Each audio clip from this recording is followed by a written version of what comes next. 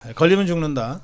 류혜 교수 모시겠습니다. 안녕하세요. 네, 안녕하세요. 네, 정준길 변호사 나오셨습니다. 네, 반갑습니다. 시청자 여러분. 네, 이 성경에 뭐 저는 신자는 아니지만 가끔 성경도 인용하고 또 불경도 인용하는데 이 돌아온 탕자, 돌아온 탕아 얘기가 요즘 같이 실감 날 때가 없어요. 그 넘버 1, 2, 3에서 탕자 시리즈가 나오고 있어요. 아, 그래요? 페북에요. 근데 갑자기 어제 또 한 분이 이름을 올렸습니다. 예. 그 바로 그 안창호. 즉 네. 인권위원장인데요. 예, 예. 그냥 지금 우리가 응원해야 될 리스트에 올라가신 분이에요. 아, 그래요? 네, 예, 맞습니다. 왜냐면은 지금 기사가요. 네. 인권위에 거센 반발하고 있다라고 계속 기사가 나오고 있고요. 네. 인권위원장부터 시작해서 또 탄압받는 리스트에 올라갔거든요. 근데 탄압을 받는다는 건 우리 쪽에 봤을 때는 바로 우리가 응원해야 될 사람이라는 그렇죠, 얘기거든요. 근데 많은 분들이 자꾸 잊고 있어서 오늘 꼭 좀 언급을 좀 해주세요. 안창호 국가인권위원회 위원장은 이제 윤석열 대통령이 얼마 전에 임명한 사람이죠. 네, 그 네. 임명 과정에서도 저 좌파들이 엄청 반대를 많이 했는데 네. 대통령이 밀어붙였어요. 그런데 그 안창호 인권위원장이 예전에 헌법재판관을 할 때 네. 그때 박근혜 대통령 헌법 심리에서 8명 전원이 찬성했으니까 이 사람도 찬성한 거 아니겠어요? 네. 그것 때문에 사실은 야 이거 믿는 도끼에 발등시켰다 이랬던 적이 많은데 네.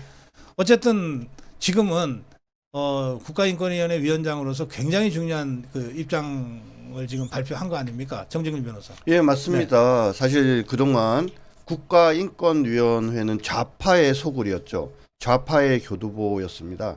여러분들께서 아시는지 모르겠지만은 과거에 원래 그 법원에서 확정 판결이 난 사건을 재심을 네. 통해 뒤집는다는 것은 불가능한 일이었습니다. 근데 적지 않은 사건, 특히 5.18과 관련된 많은 사건들이 재심을 통해서 무죄가 나고 또 그 이전에 속칭 말하는 뭐 간첩단 사건 이런 것들도 네. 무죄가 난 계기가 뭐냐면 인권위원회에서 조사를 명목으로 조사를 한 후에 뭔가 문제가 있다.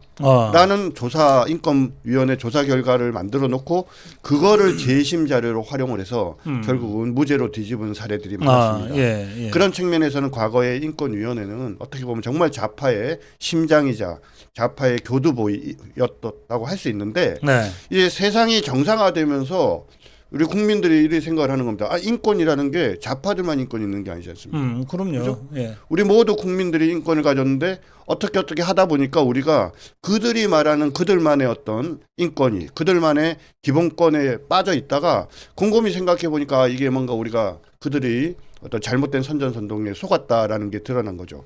요번에 지금 인권위에서 한 이야기의 제일 핵심은 뭐냐면 이겁니다. 대통령이라고 해서 특별히 헌법상 특혜를 받아서도 안 되지만 대통령이라는 이유로 특별히 불이익을 받아서는 안 된다. 왜? 네. 대통령도 대한민국의 자랑스러운 국민 중에 한 분이기 때문이라는 것이고요. 네. 그 인권위에서 여러 가지 안건을 상정한 내용들을 보면 우리가 항상 듣던 얘기, 좌파들이 항상 강조해 왔던 얘기입니다. 그렇죠? 근데 그런 중심에 심지를 굳건히 가지고 우리 안창호 위원장님께서 자기 역할을 해주고 계시고 네. 또 김용원 변호사,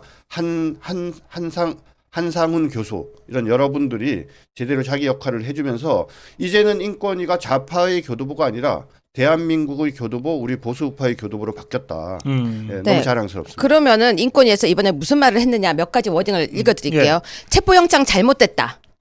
내란죄 단정하기 어렵다. 네. 윤석열 방어권을 보장해야 된다. 네. 윤석열 불구속 수사를 공고한다. 음. 헌재 재심판 절차 정지를 검토하라.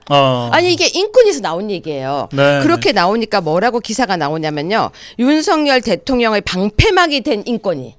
갑자기 그렇게 기사가 나오고요. 그리고 윤석열 대통령의 방패가 되었냐? 이게 뭐냐? 그리고 윤석열 대통령을 지키는 안창호. 이런 식으로 안창호에게 인권위 직원들이 이거 안건 폐기하라고 주장을 하고 있는 거예요. 인권위 내부 직원들이 난리가 났습니다. 지금 난리가 났어요. 왜냐면은 여기는 우리의 나발인데 그 좌파의 진지인데 좌파 진지인데 그 좌파의 진지 안에서 5사람이 그죠? 방금 우리 유해 최고가 설명한 그런 어떤 안건을 올린 거죠. 뭐 엄격하게 얘기하자면 국가인권위원회 전원회의를 통해서 어떤 결정을 하면 권고의 효력에 불과합니다. 네. 강제할 수 있는 권한이 있는 건 아니지만 거꾸로 국가인권위원회의 어떤 위상이 있기 때문에 거기서 어떤 권고를 하면 모든 국가기관이 그 권고에 신경을 쓰지 않을 수 없거든요. 그러니까 그래서 권고라는 점잖은 표현을 썼지만 그 앞에 나오는 모든 얘기가 그겁니다. 아니 대통령 지금 이 관할 문제도 있고 체포 요건 문제도 있고 한데 당연히 국민의 한 사람인 대통령에 대한 체포 신중하게 해라. 너무 당연한 얘기 아니겠습니까? 근데 박사님 워딩을 하나 봐야 될 게 계엄의 피해가 적어서 내란죄 단정 못한다는 말까지 인권위에서 나왔어요. 그러면 인권위에서 나오고 있는 이야기들을 우리가 충분히 계속해서 알려줄 필요성도 그렇습니다. 있다고 봅니다. 예, 네. 그래요. 예, 그래서 안창호 위원장이 이끄는 인권위가 그 내부 직원, 좌파들 직원, 네, 맞아요. 좌파 진지였으니까 네. 그 내부에 있는 좌파들의 반대에도 반대를 무릅쓰고 지금 윤석열 대통령이 그 헌법 심판이 중지돼야 된다. 그리고 수사를 하더라도 불구속 수사를 해야 된다. 네. 예, 대한민국 국민으로서의 그 최소한의 권리와 방어권이 보장돼야 된다. 이런 취지의 입장문을 발표한 것은 매우 중대한 사건이다. 네. 일단 그렇게 정리해. 뭐 그런 얘기도 있습니다. 국회를 향해서 지금까지 대한민국 건국 이래 70년 동안 탄핵된 게 22건인데 니네 28건인가 9건 아니냐. 네. 탄핵 남발하는 것을 하지 마라라고 권유하는 안건이 올라가 그래요. 있습니다. 예. 네. 여기 안 기사님이 이렇게 댓글 올리셨어요. 이 안 씨니까 네. 아마 안철수의 잘못을 안창호가 대신한다. 아니 댓글 보면요 아이디어가 정말 아니 박사님 제가 이거는 꼭 소개하고 싶어요. 어제인지 엊그제인지 모르겠는데 청년이 올라가서 마이크를 잡았는데 제 귀에 쏙 들어온 얘기가 있었어요. 예. 그래 윤석열 대통령은 술을 좋아해서 마셨다. 그런데 이재명은 술을 먹고 음주운전을 했다. 그러니까 너무 정확한 이야기들 하잖아요. 그 윤석열 대통령은 운전면허증이 없대요. 예, 운전 안 하십니다. 네. 이 부동시 때문에. 저 그걸 몰랐어요. 예, 그러니까 운전을 아예 못하니까 운전할 수가 없지. 그러니까 요즘 젊은 사람들이 하는 얘기 들으면 들을 게 되게 많아요. 네. 그래요. 자, 이상식이라는 자, 그 더불어민주당 국회의원이고 부산경찰청장을 마지막으로 이제 그 더불어민주당 이재명이한테 발탁돼서 배지를 억지로 달았는데 이 자가 그러니까 이럴 때일수록 뭐 공명심이 앞서는 자들이 있잖아요.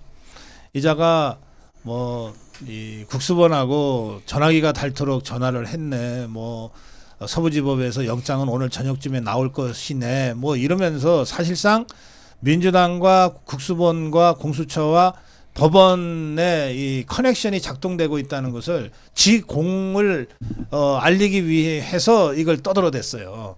그래서 이게 이 사악한 삼각 커넥션이 작동되고 있다는 것을 우리가 알게 된 겁니다. 네네. 이 점은 어떻게 보십니까, 정진글 변호사? 뭐 정확한 지적입니다. 이게 삼각 커넥션인지 사각인지 오각인지 모르겠으나 네. 대한민국의 중요한 어떤 기관에 좌파적 성향을 가진 정치적 성향을 가진 사람이 자신의 그런 정치적 성향을 드러낼 뿐만 아니라 그런 성향을 가진 다른 기관에 있는 사람과 연계 또는 연대해서 본인들이 가진 어떤 목적들을 관철시키려고 하는 아주 사악한 어떤 음모가 구체적으로 진행되고 있다는 것을 이번에 드러난 거라고 봅니다. 이상식의 페이스북을 여러분들께 시청자 여러분들께 그대로 소개해 드릴게요. 어저께와 어제만 해도 무지 바빴습니다. 체포영장 만기를 하루 앞두고 저희 당과 민주당 얘기하는 거죠. 국수본과의 메신저 역할을 하느라 전화기에 불이 나고 회의가 이어졌습니다. 국수본이랑 민주당이 뭔가 막 음모를 꾸미면서 상의를 한대요. 근데 그 중간에 역할을 누가 했다? 이상식이 했다라고 있는 얘기죠. 경찰 출신이니까 중간 역할이 가능했겠네. 네. 근데 지금 지난번에 우리 그 김용현 변호인들이 네. 그 진술 거부를 하기 시작하면서 그때 얘기했던 게 있지 않습니까? 검사한테 수사를 받는데 검사가 어떤 자료를 내놓더라. 근데 그 자료는 민주당의 김모라는 국회의원이 내란죄와 관계돼서 뭐 어쩌고 저쩌고 적은 내용들이라는 거죠. 그래서 뭐라고 얘기를 했냐면 아니 민주당 국회의원인 김모 씨의 수사 지휘를 받아서 검사가 수사를 하고 있느냐? 우리는 이런 수사 못 받는다라고 얘기했지 않습니까? 예. 그래서 아까 말씀드린 그런 김용현 케이스를 봐도 그렇고 요번에 이상식이 스스로 자폭한 페이스북 글들을 봐도 그렇고 민주당이 검찰, 경찰 연결돼 있다는 게 드러나죠. 너무나도 당연히 지금 공수처도 연결돼 있죠. 공수처는 또 법원의 여러 법원들 가운데 서부지원에 있는 이모 또 영장 판사 등과 또 긴밀하게 연결돼 있다는 게 지금 백일화에다 드러나고 있지 않습니까? 그죠? 아주 네. 이들이 그 그람시의 진지론이라는 거 아마 시청자 여러분들 잘 아실 텐데요. 네, 네. 대한민국 곳곳에 지금 이들이 박혔는데 단순하게 박혀 있으면서 자신의 생각을 가지고 개인적으로 항거하는 수준을 떠나서 이제는 서로 연대해서 네. 그들이 스스로 권력이 되려고 하고 있음을 보여주는 대표적 사건이라고 하겠습니다. 사회 곳곳에 반국가 세력이 심어 있다는 게 이제 여실히 드러나고 있습니다. 사실 고름덩어리가 여기저기 있다는 거 우리 되게 많이 알고 있었어요. 다들 얘기했었죠. 여기도 네. 그렇고 저기도 그렇고 뭐 사법부도 그렇고 검찰도 그렇고 어쩌고 저쩌고 이야기를 했지만 어떻게 해야 되느냐에 대한 이야기를 하면 어떻게 건드릴 수가 없다라고 얘기를 했었어요. 왜냐하면 너무나 곳곳에 심어져 있으니까. 네. 지금 우리가 힘들고 아픈 건 맞습니다. 고름덩어리를 제거하는 과정이라고 생각하고요. 사실 이게 보면요. 자랑질 하다가 똥볼 찬 거예요.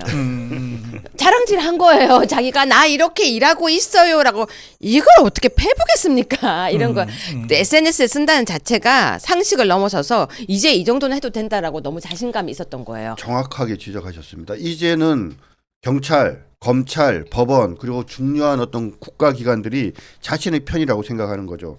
이번에 국민의힘이 이상식 의원과 그 국가수사본부 관계자를 직권남용 청탁금지법 위반, 공무상 비밀 누설죄 등으로 고소를 했어요. 이거 고발을 했는데 이거 수사가 진행되겠습니까? 이상식은 자신이 있는 겁니다. 왜? 자신들이 이제 주류다. 검찰과 경찰, 법원 모두 다 우리가 장악하고 있기 때문에 너희들 고발해도 소용없다라는 생각을 밑에 깔고 있기 때문에 이렇게 시건방진 페이스북 글을 스스로 자화자찬하면서 쓸 수 있었던 거 아니에요? 그런데 지금 얼마나 겁이 나겠어요. 윤석열 대통령 지지율이 올라가기 시작하니까 네. 지금 갑자기요 언론의 제목이 너무 바뀌기 시작하는 게 눈에 보이잖아요. 그래요. 그러니까 이쪽에서도 우리 보고 그러잖아요. 가짜 뉴스에 현혹돼서 너희 지지율 올라가는 거야. 아니 하다 할 말이 없으니까 가짜 뉴스에 우리가 지지율 올라간다는 말까지 해요. 그 가짜 뉴스는 자기네들이 퍼뜨렸는데 우리 보고 이제 가짜래요.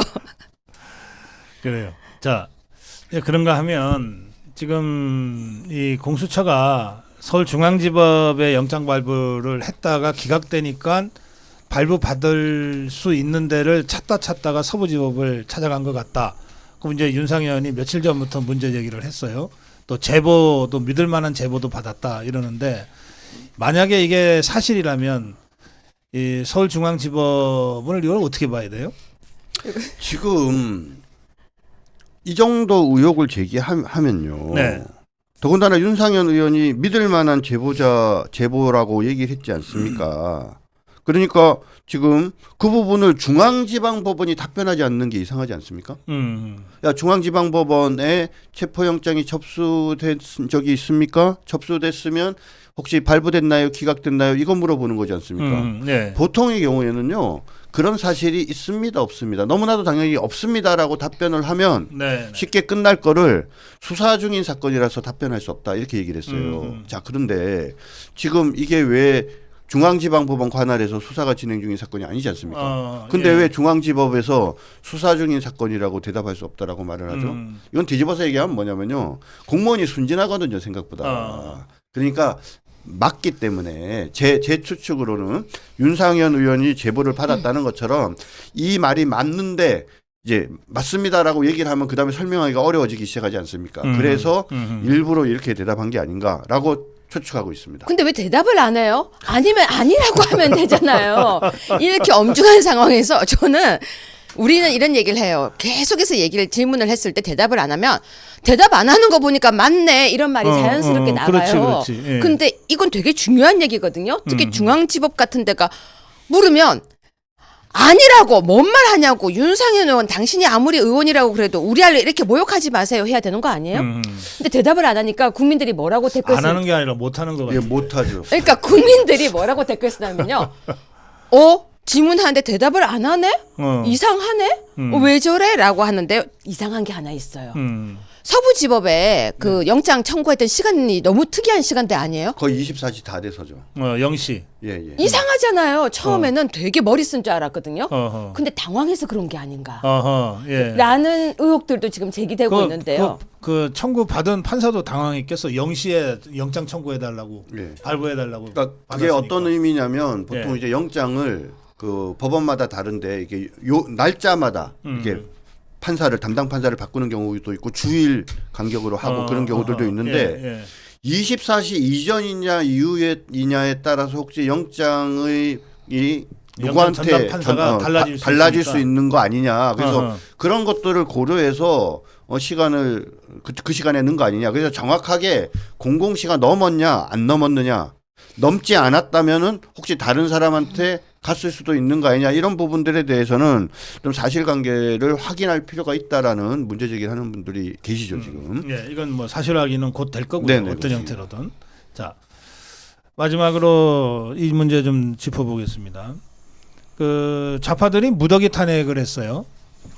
그동안 이제 계엄령 발동 전에 22건, 계엄령 발동하고 나서 급하게 또 7건을 더해갖고 29건이에요.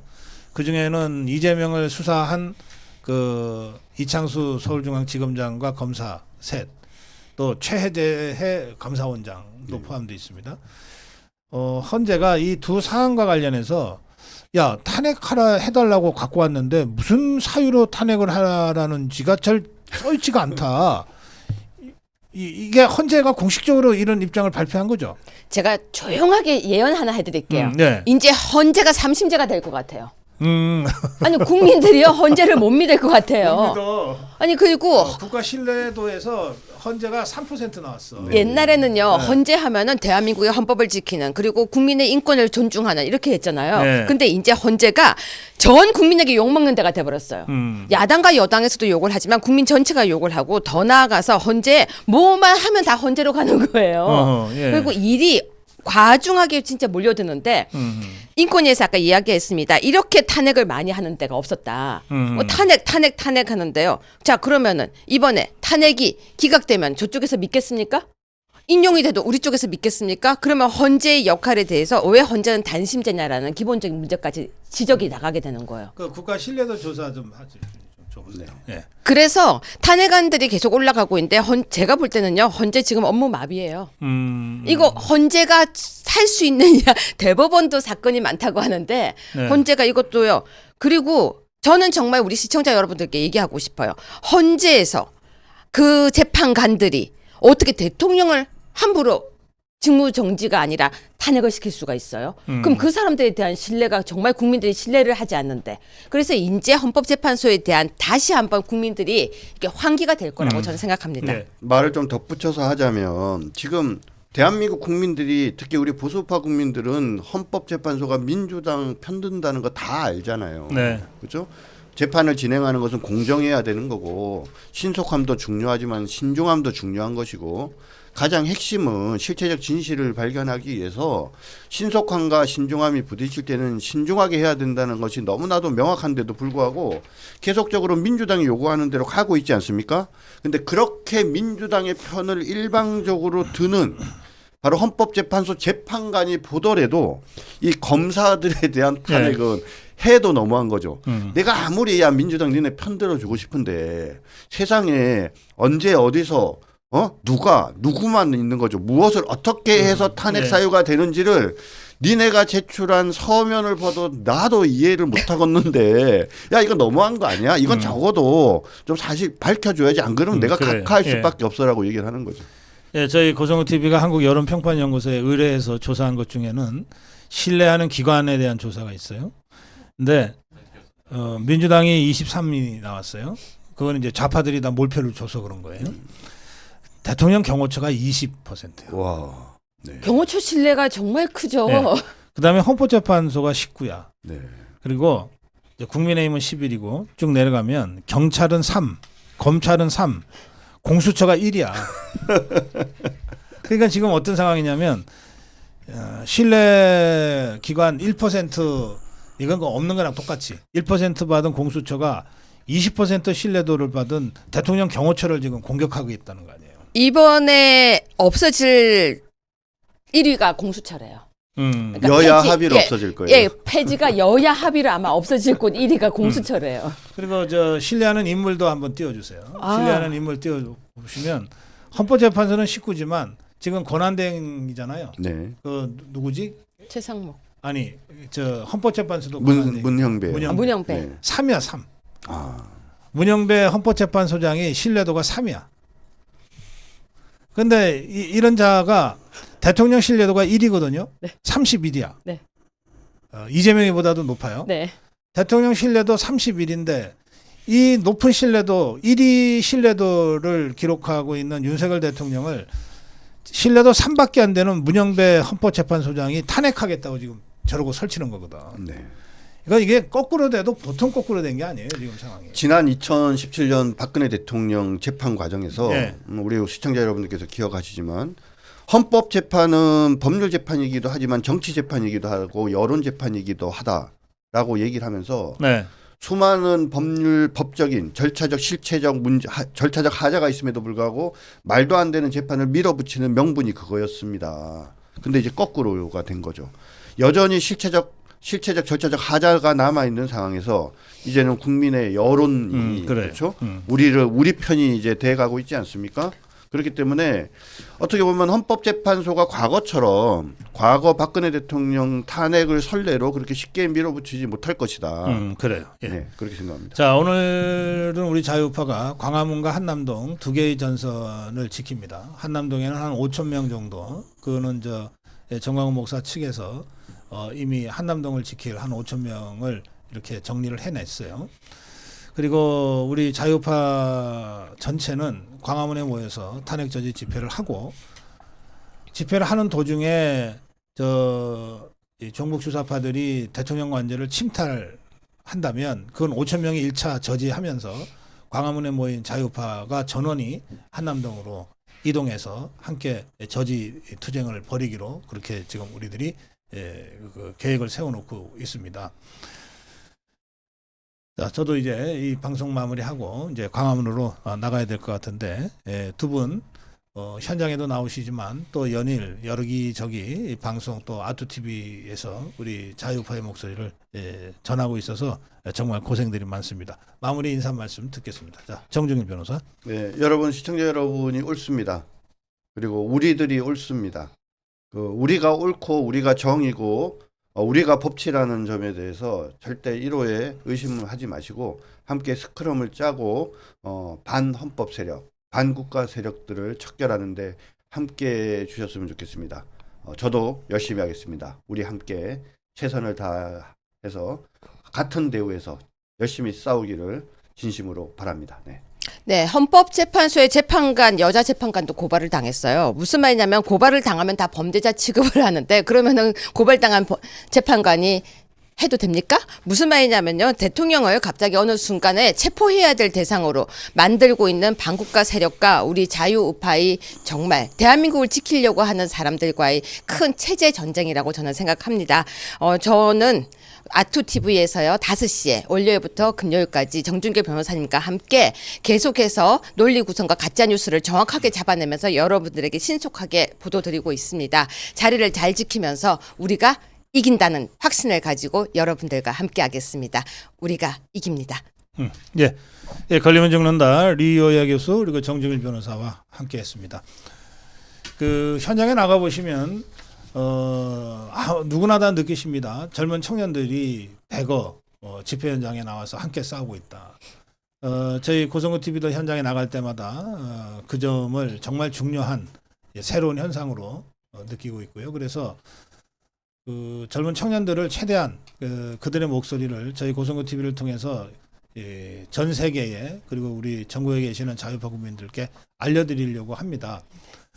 그 신남성연대 또 그라운드 C 이런 젊은 청년들이 운영하는 유튜브 채널들 여러분들이 많이 보시고 계시고 또 이렇게 좀 고성구 TV에 출연 좀 시켜달라고 하는 요청이 계속 있는 걸 저희들이 왜 모르겠습니까? 다 각자 사정들이 있어서 신남성연대는 지금 목소리가 거의 안 나오더라고요. 그래서 좀 목을 좀 빨리 어떻게든 좀 목소리가 나오도록 만들어서 좀 출연하겠다고 하셨고 그라운드 C 님은 건강이 아주 안 좋은 상태라고 그래서 이제 저희가 이후 일정을 좀 보고 있습니다. 그런가 하면 또 현장에 나가면 처음 보는 젊은 청년인데 단상에서 정말 사자우를 토하는 청년도 있고 또 많은 유튜브들이 새롭게 이 자유파 유튜브로 활동을 시작한 분들도 있습니다. 그래서 그런 분들에 대해서는 가급적이면 많이 저희 고성구 TV를 통해서 그분들의 목소리를 전해드리겠습니다. 큰 물이 지고 나면 완전히 판이 바뀌는 겁니다. 지금은 윤석열 대통령을 사수하고 대한민국을 지키는 쪽에 서 있느냐, 윤석열 대통령을 죽이고 대한민국을 무너뜨리려고 하는 저 사악한 종북 주사파 쪽에 서 있느냐, 이 두 개만 보시면 됩니다. 이 두 개의 이 진영을 보시면 됩니다. 윤석열 대통령 사수, 대한민국 사수. 윤석열 대통령을 죽이고 대한민국을 무너뜨리겠다는 종북 주사파와의 전선. 이 단일 전선에 우리 자유파와 함께하는 사람이라면 남녀, 노소, 불문, 저희는 자유파의 일원으로 함께 가야 된다고 생각합니다. 그 문제의식을 오늘 고성구 TV를 함께 하신 많은 분들께서 좀 깊이 생각해 주시기를 바랍니다. 저희는 12시부터 광화문 그 코리아나 호텔 앞에 있는 고성구 TV에서 여러분 기다리겠습니다. 독감이 굉장히 그 맹위를 떨치고 있어서 저희들 급하게 구한 마스크요, 마스크하고 이 핫팩, 여러 가지 용도가 다르더라고요. 핫팩을 저희들도 해보니까 붙이는 핫팩도 있고 손에 주머니에 넣고 다니는 핫팩도 있고 하여튼 여러 가지 종류의 핫팩과 마스크를 저희 고성구 TV 텐트에 놓고 자유파 집회에 참석하시는 누구든 함께 쓰실 수 있도록 그렇게 하겠습니다. 자, 오늘 여기서 인사드리고 저는 광화문에서 여러분 다시 뵙겠습니다. 1000만이 모이면 윤석열 대통령 돌아오게 할 수 있다. 오늘 오후 1시 광화문 대집회에서 여러분 다시 뵙겠습니다. 리에 교수, 정중일 변호사와 함께 인사드리겠습니다. 여러분 고맙습니다.